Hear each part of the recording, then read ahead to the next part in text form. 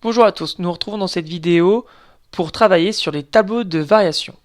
Donc les tableaux de variation en seconde vont se faire à l'aide d'une lecture graphique essentiellement. Donc ici j'ai représenté la courbe d'une fonction f dans un repère orthonormé. Et à l'aide de cette courbe, je vais tracer le tableau. Donc un tableau de variation se compose de deux colonnes et deux lignes. Dans la première ligne, on va faire donc apparaître les valeurs de l'axe de l'abscisse et dans la seconde ligne, on va faire apparaître l'axe des ordonnées. Première ligne, qu'est-ce qui va nous intéresser sur lecture de l'axe d'abscisse? Tout simplement l'ensemble de définition de la fonction f ainsi que les valeurs de x pour lesquelles la fonction va changer de variation. La seconde ligne, on va faire apparaître à l'aide de flèches lorsque la fonction est croissante ou décroissante. Donc, comment on procède? Première étape, on va faire apparaître l'ensemble de définitions dans ma première ligne. L'ensemble de définitions, je vous rappelle, sur une lecture graphique, comment on le détermine?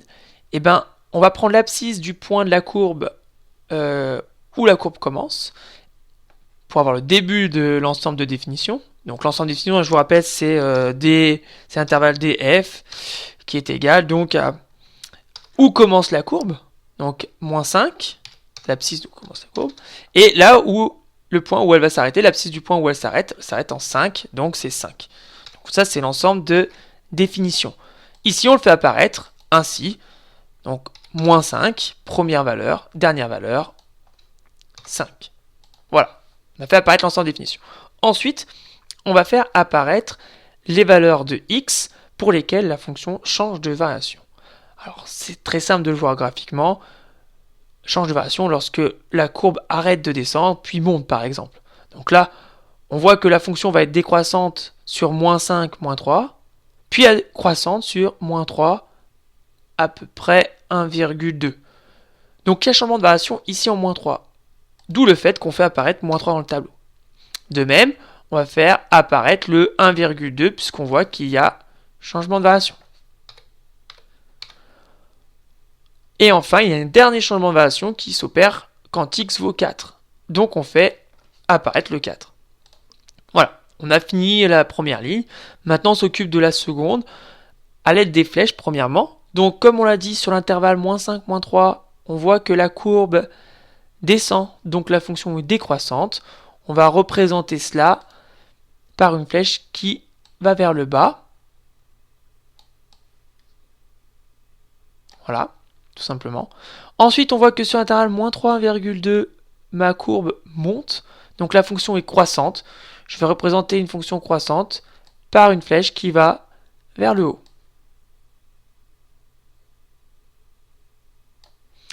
Ensuite, sur l'intervalle 1,2, 4, on voit que la courbe descend. Donc la fonction est décroissante. Je représente ça par une flèche qui va vers le bas.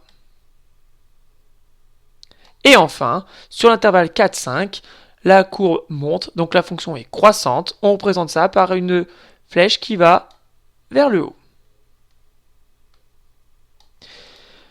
Le tableau n'est pas tout à fait fini. Il manque à mettre les images de moins 5, moins 3, 1,2, 4 et 5 qui vont apparaître dans la seconde ligne. Parce que je vous rappelle, cela représente l'axe des ordonnées. Donc, à l'aide de la lecture graphique, nous allons déterminer les images de toutes ces valeurs ici. Donc, la première, c'est moins 5. L'image de moins 5, c'est 1. Donc, à l'origine de la première flèche, je mets 1. Puis, à l'extrémité, je vais mettre l'image de moins 3. L'image de moins 3, c'est moins 3. Donc, vous voyez, hein, je suis les flèches pour remplir le tableau. Hein. Je ne mets pas tout sur la même ligne ou au milieu. On ne remplit pas n'importe comment. Ensuite, je vais au bout de la seconde flèche. Donc l'image de 1,2. L'image de 1,2, c'est 3. Ensuite, l'image de 4, c'est moins 2. Et enfin, l'image de 5, c'est 1. Voilà, mon tableau est terminé. C'est un tableau de variation complet avec les valeurs de l'axe d'abscisse qui nous intéressent, c'est-à-dire l'ensemble de démissions, moins 5, 5, et les changements de variation qui s'opèrent en moins 3, 1,2 et 4. Et dans la seconde ligne, les flèches qui vont représenter si la fonction est croissante ou décroissante, et les valeurs atteintes. Grâce à ces valeurs de la seconde ligne, on peut facilement lire le maximum de la fonction qui se trouvera en haut. Donc ici on voit que c'est 3, la plus grande valeur. Donc c'est le maximum de ma fonction. Et le minimum, qui se lira en bas, c'est moins 3, puisque c'est la plus petite valeur qui est en bas. Maintenant, on va avoir un petit problème, dans le sens où le tableau de variation est beaucoup moins précis qu'une lecture graphique. Exemple, si je veux savoir combien vaut l'image de moins 4, si je me mets dans mon tableau de variation, il m'est impossible de savoir la valeur de moins 4. La seule chose que je peux en déduire, c'est un encadrement. Alors comment je procède pour faire un encadrement ? Moins 4, il est plus grand que moins 5, mais il est plus petit que moins 3. Vous voyez ? Donc ça veut dire qu'il est sur cet intervalle-là. Maintenant, je vais appliquer ma fonction f. Donc f de moins 5. On va laisser un petit espace. Je l'applique à moins 4 aussi. Et je l'applique à moins 3. Alors, regardez bien. La flèche va vers le bas. Qu'est-ce que ça veut dire ? C'est-à-dire que quand je suis en haut de la flèche, les valeurs vont être plus grandes que lorsque je vais la parcourir vers le bas. Ce qui veut dire que f de moins 5, qui est 1, va être plus grande, ça va être la valeur la plus grande que toutes les valeurs en dessous. Donc en fait, f de moins 5 va être supérieur à f de moins 4. Et forcément, puisque moins 3, c'est la plus petite valeur atteinte par la flèche, enfin par la fonction, hein, c'est pas la flèche, et bien f de moins 4 va être plus grand que f de moins 3. On en déduit donc un encadrement de l'image. On va voir que 1 va être plus grand que f de moins 4, qui va être lui-même plus grand que moins 3. Ensuite, autre exemple. Maintenant, je veux avoir un encadrement de 0. 0, où c'est qu'il se trouve ? Il se trouve entre moins 3 et 1,2. Moins 3, plus petit que 0, qui est plus petit que 1,2. J'applique à nouveau la fonction f. Donc f de moins 3, je laisse un petit espace, f de 0, et j'ai spolié f de 1,2. Alors, comment je vais savoir quel symbole mettre ici ? Tout simplement, je vois que ma flèche monte, donc ma fonction est croissante. Ça veut dire quoi ? C'est-à-dire que les valeurs qu'elle va prendre sur leurs données vont être de plus en plus grandes. C'est-à-dire que plus je vais monter en quelque sorte sur la flèche, plus les valeurs prises par la fonction vont être élevées. Ce qui veut dire que f de moins 3 sera le minimum, donc ce sera plus petit, et f de 1,2, c'est-à-dire 3, sera le plus grand. Donc f de 0 sera compris entre f de moins 3 et f de 1,2. J'en déduis que f de 0 est plus grand que moins 3, et il est plus petit que 3. Voilà. On remarque quelque chose, encore. Lorsque ma fonction est croissante, j'observe que lorsque j'applique la fonction f à une inégalité, le symbole d'inégalité ne change pas. Alors que regardez, lorsque je suis avec une fonction sur un intervalle où la fonction est décroissante, le symbole, lui, va changer. On va passer de plus petit, moins 5 plus petit que moins 4, à f de moins 5 plus grand que f de moins 4. En gros, algébriquement, ici, on a la définition d'une fonction croissante et d'une fonction décroissante. Je m'explique. Si je prends une fonction f croissante sur un intervalle AB et que je prends 2x qui s'appartiennent à cet intervalle, donc x1, x2, je vais appeler, comme ma fonction est croissante, l'ordre de l'inégalité ne va pas changer. Il va rester le même.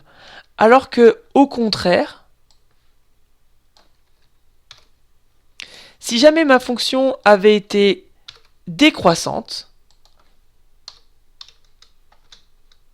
donc là je prends une fonction décroissante sur mon intervalle, pareil, x1, x2 appartiennent toujours à l'intervalle AB, on va changer le sens de l'inégalité. Donc, en fait, ce qu'il faut retenir de ces deux choses-là, c'est que lorsqu'on va appliquer à une inégalité une fonction croissante, on ne changera pas le sens de l'inégalité. Tandis que si on applique à une inégalité une fonction décroissante, alors on va changer le sens de l'inégalité. C'est tout simplement ce qu'on a vu en tout début d'année avec les résolutions d'inéquations.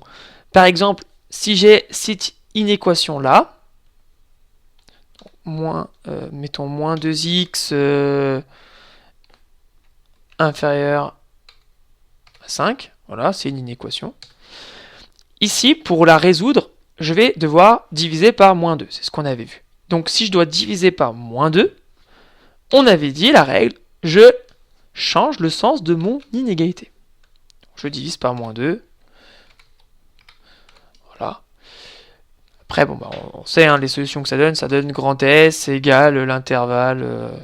Donc on veut tous les réels plus grands strictement que moins 5 demi. Moins 5 demi, c'est moins 2,5. Et jusqu'à donc plus infini. Voilà. Donc ça, c'est la résolution d'une équation comme étude de faire. Mais là, en fait, qu'est-ce qu'on reconnaît ? En fait, tout simplement, je peux reconnaître la fonction f de x égale moins 2x. Et ça, c'est une fonction affine. Ou linéaire, si vous préférez. C'est une fonction affine avec comme coefficient a moins 2. Et b vaut 0. Bon. On a vu dans le chapitre sur les fonctions affines que si le coefficient a est négatif, c'est-à-dire que la fonction affine, la droite, va aller vers le bas. C'est-à-dire que la fonction, elle est décroissante. Et en fait, quand on va appliquer son application réciproque chez le x, c'est moins 1,5, moins 0,5 x. J'ai oublié la virgule. Ça, c'est l'application réciproque. Donc, si je compose f et g, j'obtiens x, bien sûr. Mais la fonction réciproque g, elle multiplie par 0,5. Ça revient à diviser par 2. Et c'est pour ça qu'on change le sens de l'inégalité lorsqu'on divise par un nombre négatif. C'est parce qu'en fait, lorsqu'on divise ou on multiplie par un nombre négatif, on est en train d'appliquer une fonction affine à notre inégalité. Mais une fonction affine décroissante. C'est en gros ce qui démontre la propriété si on multiplie ou divise une égalité par un nombre négatif, alors on change le sens de l'égalité. La démonstration, c'est tout simplement qu'on est en train d'appliquer une fonction décroissante à une inégalité. D'accord ? Et ça marche pour n'importe quelle inégalité, tout simplement parce qu'une fonction affine est décroissante sur l'ensemble des réels. C'est-à-dire que son intervalle de définition, c'est grand R, et sur tout son intervalle de définition, elle est décroissante. Une fonction affine avec un coefficient directeur négatif, bien sûr. Donc voilà. De toute façon, ça, on le reverra dans un prochain chapitre, mais c'est une petite avant-première de ce qui vous attend dans le futur chapitre sur variation de fonction. Voilà.